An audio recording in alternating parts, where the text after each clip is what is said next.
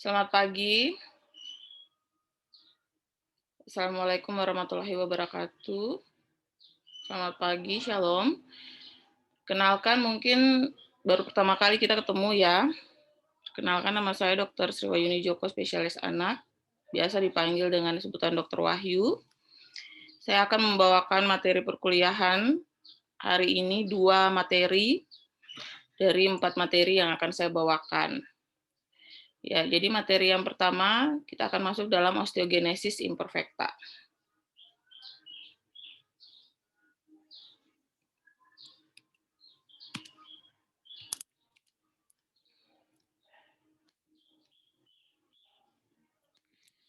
Oke, apa itu osteogenesis imperfecta? Osteogenesis imperfecta itu merupakan kelainan pembentukan jaringan kolagen yang berfungsi sebagai jaringan ikat dan disebabkan oleh mutasi gen yang menyebabkan gangguan pada pembentukan kolagen tipe 1. Jadi, gagal pembentukan kolagen ya. Gagal pembentukan jaringan ikat karena mutasi dari gen kolagen tipe 1. Sifatnya itu diturunkan secara genetik dengan karakteristik fragilitas tulang dan rendahnya massa tulang, sehingga mempunyai kecenderungan untuk mengalami fraktur multiple akibat trauma ringan sampai sedang. Kelainan ini disebut dengan brittle bones disease. Jadi, kalau misalnya kalian ketemu bayi baru lahir, datang dengan keluhan patah, atau misalnya kamu menerima bayi baru lahir di daerah terpencil, kamu ketemu bahwa, oh ini kok kenapa bayi diantar ke puskesmas dengan keluhan patah, seperti itu. Maka kalian harus berpikir apakah dia mengalami suatu gangguan yang disebut dengan osteogenesis imperfecta atau tidak. Seperti itu ya. Oke. Kriteria diagnosis, pertama dari anamnesis, itu kalian harus menanyakan dari riwayat prenatal. Riwayat prenatal ini bisa ditemukan dari riwayat USG di dokter kandungan. Misalnya ditemukan apakah janin pernah pada saat USG ditemukan ada patah tulang panjang atau tidak. Ya. Kemudian ditemukan di saat USG tulang-tulangnya itu memiliki densitas yang tidak terlalu bagus atau tidak tampak dengan kepadatan yang baik pada saat USG, harus juga dicurigai sebagai suatu osteogenesis imperfecta. Pada riwayat perinatal atau riwayat setelah kelahiran, ini juga ada riwayat fraktur, ya seperti itu. Nah, kemudian pada saat masa infan biasanya anak mulai belajar berjalan, atau anak mulai belajar duduk, atau anak mulai belajar berdiri dan merangkak. Itu selalu dijumpai keluhan anak mengalami patah tulang saat mulai belajar berdiri, anak mengalami patah tulang saat mulai merangkak, atau dia mulai berpegangan lalu jatuh, seperti itu. Jadi dia sangat rapuh tulangnya dan mudah mengalami fraktur ya. Kemudian di riwayat keluarga, itu biasanya adanya kematian perinatal, adanya keluarga dengan patah tulang berulang. Jadi maksudnya patah tulang ini bukan kalau dia jalan naik mobil di depan, terus mobilnya nabrak, dia patah tulang, terus besok-besok dia jalan lagi, dia naik becak, jatuh dari becak, patah tulang, itu namanya kesialan ya, sial bertumpuk-tumpuk ya. Tapi patah tulang ini disebabkan oleh penyebab yang tidak jelas. Tidak jelas artinya gini, masa cuman kebentur sedikit tulangnya kok patah? Masa berdiri lama tulangnya kok patah? Atau misalnya kok tersandung doang patah? Jadi patah tulang yang disebabkan oleh kondisi atau keadaan yang tidak wajar dan terjadi berulang itu harus dipikirkan bahwa dia memiliki riwayat keluarga dengan osteogenesis imperfecta ya. Selain itu, jika ditemukan adanya gigi rapuh. Jadi gigi rapuh atau yang biasa disebut dengan dentinogenesis imperfecta, itu giginya lembek ya. Nanti kalau ada yang sudah punya anak mungkin ya di rumah, kalau yang suka pakai dot di atas, dia isap, suka malam-malam kalau tidur tuh dikasih dot, ya. Biasanya gigi atasnya itu kropos, tapi kroposnya itu sifatnya seperti gummy. Gummy itu kalau misalnya kita pegang, dia lembek, lunak, kemudian mengeropos sendiri lalu jatuh, ya. Penyebabnya itu karena kerapuhan atau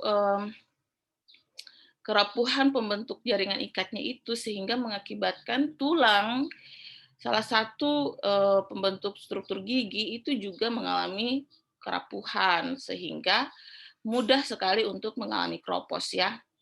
Mudah sekali untuk mengalami kropos. Dia sama persis modelnya dengan karies dentis et causa susu ya, susu formula seperti itu. Cuman bedanya kalau susu formula biasanya itu gigi yang hancur, yang ompong, yang mengalami dentidogenesis itu hanya gigi bagian atas.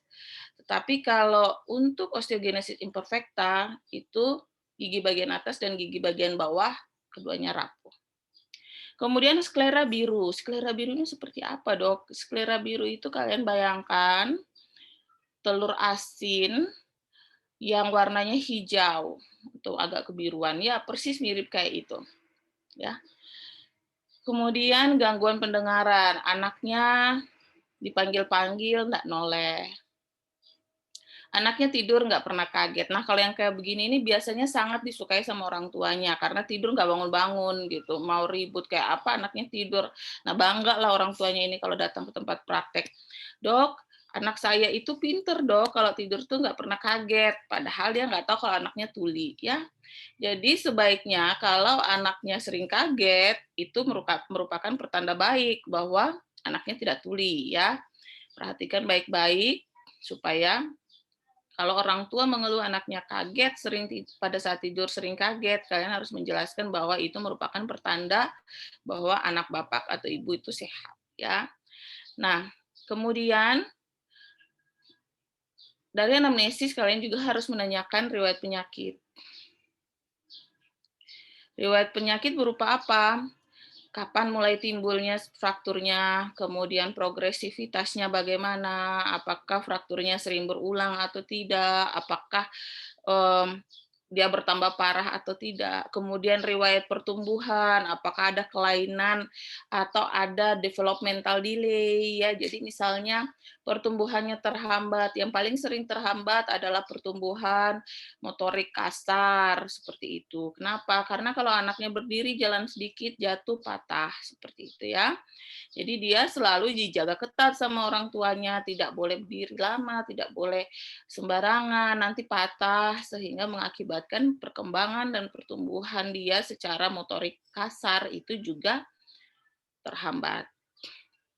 Kemudian patah tulang berulang lagi harus ditanyakan ya. Nah, ini yang tadi saya jelaskan, ini skleranya biru.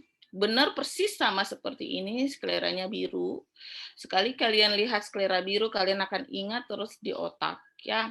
Jadi ini kan normalnya harus putih, ini benar-benar biru. Sedangkan ini yang disebut dengan dentinogenesis imperfecta, giginya sering rapuh, ini kelihatan semua dentin giginya. Jadi dia tidak membentuk satu email yang baik, seperti itu ya.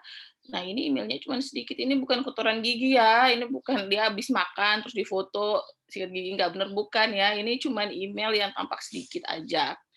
Kelihatan nggak kursor saya ya? Kelihatan dokter.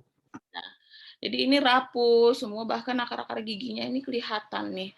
Nah, ini kalau dia pakai ngunyah yang keras, cenderung ompong paling cepat dan kropos, seperti itu ya. Klasifikasi osteogenesis imperfecta. Jadi osteogenesis imperfecta itu diklasifikasikan ada beberapa tipe ya. Yang pertama itu tipe 1, tipe 2, tipe 3, tipe 4, tipe 5. Kalian lihat di sini, ini tidak beraturan. Paham ya? Jadi jangan kalian menghafalkannya beraturan karena dia tidak beraturan. Berdasarkan berat ringan disebut dapat dibagi menjadi OI ringan sedang atau yang disebut dengan tipe A. Tipe A itu tipe 145, itu disebut sebagai osteogenesis imperfecta. Jadi kita singkat ya, osteogenesis imperfecta atau OI. Jadi OI tipe A itu tipe 145. Itu tipe ringan sedang. Sementara OI dengan deformitas progresif dan letal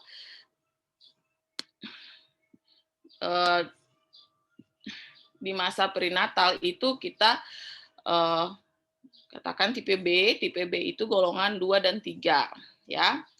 Menurut International Nomenclature Group for Constitutional Disorder atau yang disingkat dengan ICHG of Skeleton in CDS pada tahun 2010 itu membagi tipe 1 OI tanpa deformitas tetapi ada sklera biru. Jadi sklera biru wajib ya.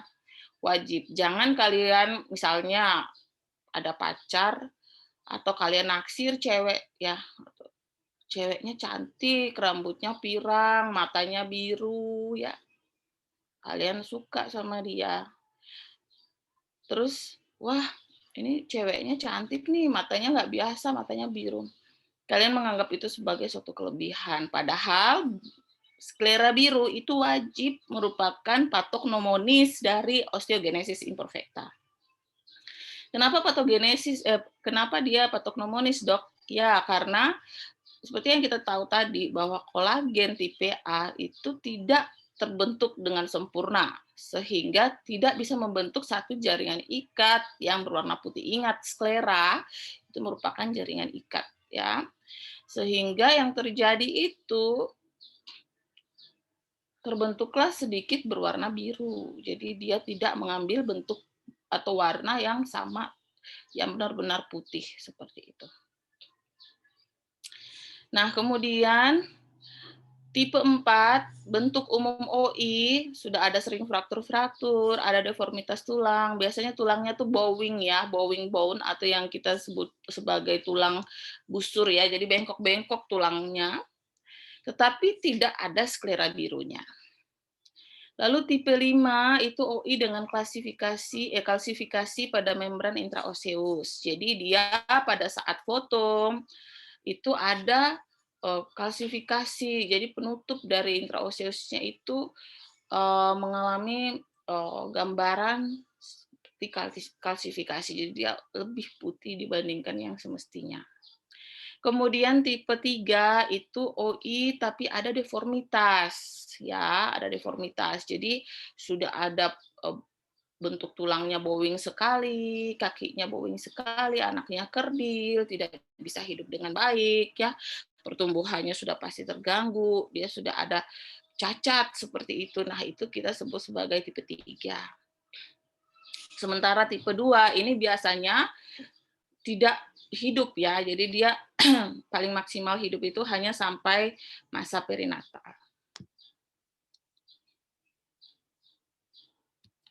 Nah, ini alur diagnosis. Ya, alur diagnosis. Sumbernya saya ambil dari UKK Endokrinologi IDAI ya. Jadi pertama kalau kita lihat anak ada fraktur matanya biru ya, atau mata tidak biru tetapi bowing bone, kemudian giginya sering kayak kropos, kemudian dia sering ada riwayat fraktur berulang. Kita berpikir dia sebagai klinis OI. Yang pertama yang harus kita pikirkan, apakah dia ini familial atau non familial. Familial, kalian cari riwayat keluarga ya. Apakah di keluarganya ayah atau ibunya pernah mengalami yang sama atau keluarganya om atau tantenya seperti itu ya. Setelah itu ternyata kalian tidak ketemu, baru pertama kali muncul seperti ini dalam keluarga di anak ini. Jadi kalian bisa menduga bahwa dia ini non familial ya. Evaluasi umum dulu sistem skeletalnya bagaimana. Pada perawakan pendek, atau ada disproporsi tubuh kah, atau ada deformitas tulang panjang kah, Deformitas tulang panjang kayak gimana? Yang tadi saya bilang, bowing bone atau tidak, kemudian anaknya pendek atau tidak, tangannya lebih panjang dari tinggi badannya atau tidak, ya. Itu yang kita sebut sebagai disproporsi tubuh, atau kakinya sebelah panjang, sebelah pendek, tangannya sebelah panjang, sebelah pendek, berarti ada disproporsi tubuh. Anaknya berdiri nggak lurus, nah itu berarti disproporsi tubuh. Lalu setelah itu di foto ronsen. Dari foto ronsen atau modeling tulang ternyata ada abnormalitas pada tulang panjang, ya. Tapi ingat ya, sklera biru pada bayi usia kurang dari 1 tahun itu wajar. Kenapa? Ingat, pembentukan dari kolagen juga belum sempurna pada anak kurang dari 1 tahun. Ya, jadi tidak bisa sklera biru tanpa tuli, tanpa deformitas tulang, tanpa riwayat fraktur, tanpa gigi rapuh pada anak kurang dari 1 tahun, kalian mendiagnosis sebagai osteogenesis imperfecta. Tidak bisa. Kalian harus menunggu perkembangan penyakitnya sampai benar-benar kalian yakin bahwa anak ini mengalami osteogenesis imperfecta. Nah, setelah kalian lihat ada ternyata panjang tulangnya tidak abnormal, modelingnya itu kalian lihat di fotonya, misalnya kayak tadi saya bilang ada tampak kalsifikasi pada medulanya, ya ketemu saja kelainan dari tulang, entah itu ada bekas fraktur yang lama atau fraktur yang baru, itu kalian masuk ke ya. Ya, di sini kemudian kalian lihat apakah ada fraktur iga kongenital atau torak pendek sempit dengan gangguan pernafasan atau tidak. Sedangkan kalau pada modeling tulang kalian tidak ketemu kelainan tulang, kalian lihat apakah ada sklera biru atau tidak, dengan mengingat bahwa sklera biru tidak bisa kita jadikan patokan pada anak kurang dari 1 tahun. Ternyata ya, ada. Berarti kalian bisa bilang bahwa dia OI tipe 1. Ya. Tipe 1 tadi apa? Tidak ada deformitas, tetapi ada sklera biru. Ya. Kemudian ternyata sklera birunya tidak ada, Dok. Oke, kalian bisa lihat bahwa ada tidak gambaran tulang wormian atau ada osteopeni atau tidak dari fotonya. Ada. Berarti kalian balik lagi klasifikasinya uni atau bilateral membran oseus. Jadi membran oseusnya ada tidak klasifikasi. Kalau tidak berarti OI tipe 4. Kalau ya OI tipe 5. Tapi kalau tidak ada tulang wormian atau tidak ada gambaran osteopenia sudah sangat tidak mungkin itu OI, ya. Nah, selanjutnya ini ternyata ada fraktur. Oke, kalau ada fraktur, apakah femurnya pendek, melengkung, atau fraktur kecil-kecil tidak pada iga ya? Jangan kalian berpikir anaknya dipukul sama orang tuanya terus iganya patah, itu kasar sekali ya. Kalian harus berpikir jangan-jangan ini memang fraktur kecil-kecil pada iga ini karena kelainan tulang seperti itu. Jadi jangan dulu zoodon sama orang tuanya ya. Terus hampir tidak ada mineralisasi pada tulang kepala, foto di otaknya itu ternyata tengkoraknya itu tidak ada mineralisasi. Ternyata ya ada seperti itu. Kalian masuk ke OI tipe 2A. Oh, tidak ada, Dok. Oke, lihat lagi femurnya terbentuk lebih baik, apakah fraktur iga berkurang dan mineralisasi berkurang.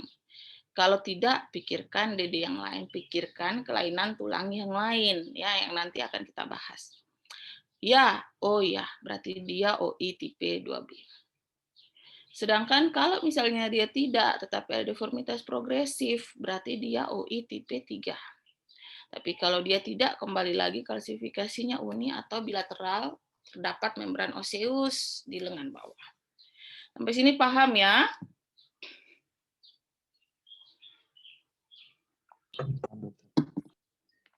Paham? Ya, nyimak aja nanti saya kasih skenario, kalian harus kerja ya. Oke, ini pemeriksaan penunjang.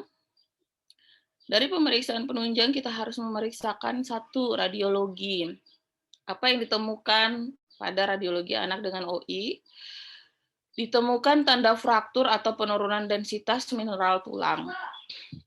Ditemukan osteopenia atau osteoporosis dari pemeriksaan apa? Prenatal USG atau USG dalam kandungan waktu anaknya belum lahir. Bone survey, nanti saya akan tunjukkan apa perbedaan bone survey dan BMD, bone mineral density. Bone mineral density ini untuk melihat apakah densitas mineralisasi tulang itu baik atau tidak. Kemudian dari laboratorium, dilihat biokimia tulang, kalian cek apa? Kalsium, vitamin D, fosfat, alkali fosfatase, dan magnesium. Jadi kalsiumnya ini biasanya rendah, vitamin D-nya juga rendah, fosfatnya agak tinggi, alkali fosfatasenya juga agak tinggi. Bila klinis meragukan dan pemeriksaan memungkinkan, silahkan kultur fibroblast dan analisis mutasi. Ini kalau canggih, kalau kalian nanti besok-besok habis sekolah, kalian tidak jadi dokter di Ambon, kalian jadi dokternya di Jakarta, ini sangat mungkin dikerjakan, sekalipun sampelnya itu nanti harus dikirim ke luar negeri, seperti itu, ya. Nah, ini bone mineral density. Jadi benar-benar kalian lihat densitas tulangnya. Biasanya dilakukan di tulang panjang. Ini saya ambil contoh nih, bowing. Jadi dia benar-benar melengkung tulangnya. Ini ada bekas fraktur di sini ya. Terus ini yang saya bilang dia di tengah-tengahnya ini kalsifikasinya itu mulai lebih banyak ya, seperti itu ya. Jadi bone mineral density dia tampak osteopeni di sini. Dia gambaran tulangnya tidak terlalu full, tidak terlalu tampak bagus, seperti itu ya. Sementara bone survey ini dilakukan hampir di seluruh tulang. Jadi tulang kepalanya ada, terus tulang iganya ada. Ini kalau kalian lihat ada fraktur kecil-kecil di kosta ya, ini ya. Kemudian vertebranya juga tampak di sini. Ini ada bekas fraktur ya. Nah, kemudian di sini kalian bisa lihat ini tulang tangan seperti itu ya. Ini tangan apa paha? Oh, ini paha, maaf ya. Tulangnya kecil-kecil seperti ini. Terus di kepalanya. Jadi dia benar-benar dilihat semua tulang seperti itu. Lalu apa tata laksana yang diberikan, Dok? Kalau kalian ketemu dugaan seperti ini, yang harus kalian lakukan, satu, rujuk ke dokter spesialis anak. Ada nomor saya kan? Silakan kalau ketemu yang kayak gini, kontak saya. Dok, saya punya pasien seperti ini, Dok. Saya mau rujuk. Seperti itu misalnya. Ya. Nanti saya akan ngapain? Ini. Satu, saya akan memberikan tata laksana medikamentosa. Medikamentosa itu kita pakai bifosfonat, karena ingat bahwa tadi fosfatnya akan turun, sehingga kita menggunakan terapi bifosfonat. Ada dua jenis yang kita pakai bifosfonatnya, yaitu pamildronat. Pamildronat itu paling cepat kita berikan pada anak usia 2 minggu. Ya, dosis yang digunakan ini 9 sampai 12 mg per kilo per tahun yang diberikan secara siklik setiap 1 sampai 4 bulan. Jadi misalnya anaknya usia 2 minggu, berat badannya 3 kilo, kalian berikan 9 mg, berarti 9 mg kali 3 kilo ya dibagi 4 dosis, karena ini bisa kalian berikan 1 sampai 4 bulan, berarti setiap 3 bulan dapatnya dosisnya itu gitu. Dengan protokol nanti saya tunjukkan. Sementara yang kedua bifosfonat jenis asam solendronat yang kita pakai usia minimal adalah 3 bulan. Jadi untuk anak lebih besar kita menyarankannya asam solendronat ya. Pemberian terapi berdasarkan pertimbangan tim ahli minimal 2 orang. Kenapa? Karena asam solendronat ini sebenarnya sifatnya hampir mirip seperti kemoterapi. Ya. Jadi dia membutuhkan itu untuk membantu mencegah terjadinya osteogenesis yang lebih parah dan kalsifikasi yang lebih parah. Seperti itu, ya. Nah, ini dia tabel 2, protokol pemberian sodium palmidronat. Pemeriksaan awal, periksa dulu serum, kalsium, fosfat, alkatase, kreatinin, ya. Terus di urin kalian cek kalsium dan kreatinin, sangat tidak mungkin kalian cek urin, kalsium dan kreatinin di Ambon, tidak pernah ada. Radiologis kalian cek kepala AP lateral, vertebra AP tegak, toraks lateral, ekstremitas atas bawah lateral, usia tulang, ini yang kita sebut sebagai bone survey. BMD atau bone mineral density hampir tidak pernah bisa dilakukan di Ambon. Dosisnya seperti ini. Ya, pemantauannya, pengencerannya seperti ini. Pemantauannya dilakukan bone mineral density setiap 2 siklus. Biasanya membaik, ya. Jadi densitas tulang mulai membaik dengan terapi bifosfonat seperti itu. Nah, sementara kalau untuk asam solendronat, ini protokolnya seperti ini. Neonatus dosisnya begini, dilarutkan dalam 50 mili, habis dalam 45 menit. Sementara untuk bayi, dosisnya ini sama, habis dalam 45 menit. Tiap 3 bulan dikasih masuk, lebih dari 12 bulan seperti ini. Tapi kalian harus ingat bahwa asam solendronat dan bifosfat itu tidak ada di Ambon. Ya, tidak ada di Ambon. Saya pernah ketemu kasus osteogenesis imperfecta 2 kali di Ambon. Yang satu orang tuanya agak sultan, jadi dia pesan obat dari Jakarta. Baru kita masukkan di Ambon, seperti itu ya. Nah, tata laksana non-medikamentosa, ada bedah ortopedik, tapi ingat bahwa bedah ortopedik ini untuk koreksi aja bowing-nya atau vertebranya dikoreksi agar tidak terjadi pemendekan tubuh. Atau misalnya kalau ada fraktur ya dilakukan oleh ortoped. Tapi ini DPJP-nya harus anak. Karena sifatnya anak harus memasukkan bifosfat untuk menghentikan proses terjadinya osteolitik dari tulang.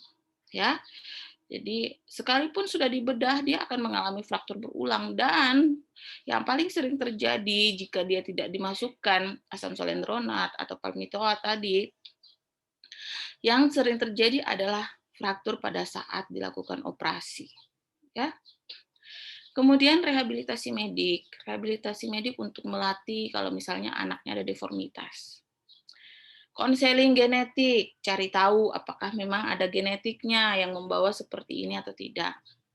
Kemudian konsultasi dengan ahli terkait. Ini biasanya multidisiplinari ya. Jadi tidak bisa dokter anak sendiri, tidak bisa dokter ortopedi sendiri, tidak bisa rehabilitasi medik sendiri, tidak bisa psikolog sendiri, seperti itu. Harus semua jadi satu. Karena biasanya survival rate-nya juga berkurang, seperti itu ya. Pemantauan antropometri, apakah tinggi badan anak bertambah dengan normal atau tidak. Tingkat nyeri dan riwayat atau jumlah fraktur, berapa kali dia kena patah, frakturnya berapa banyak, seperti itu. Aktivitasnya dia bagaimana, tingkat mobilitasnya bagaimana, dia tidak bisa olahraga anak ini. Komplikasi pengobatan, ingat bahwa yang tadi saya bilang AZ itu merupakan satu senyawa yang mirip seperti kemoterapi. Jadi pasti dia ada efek samping. Laboratorium, darah tepi lengkap, kreatinin serum dan kalsium, itu harus dicek. Kemudian harus dicek bone survey dan BMD sesuai dengan protokol pengobatan atau minimal setiap tahun. Kalau orangnya tidak mampu pakai BPJS, jangan sering-sering, nanti kamu diklaim, dimarahin sama orang BPJS ya. Jadi minimal setiap tahun. Oke. Kemudian yang berikutnya perawakan pendek. Ini gambar pasien apa? Mbak jawab. Kerdil, dokter. Kerdil itu bahasa apa? Ini kan sudah judulnya perawakan pendek. perawakan pendek itu banyak diagnosa kan?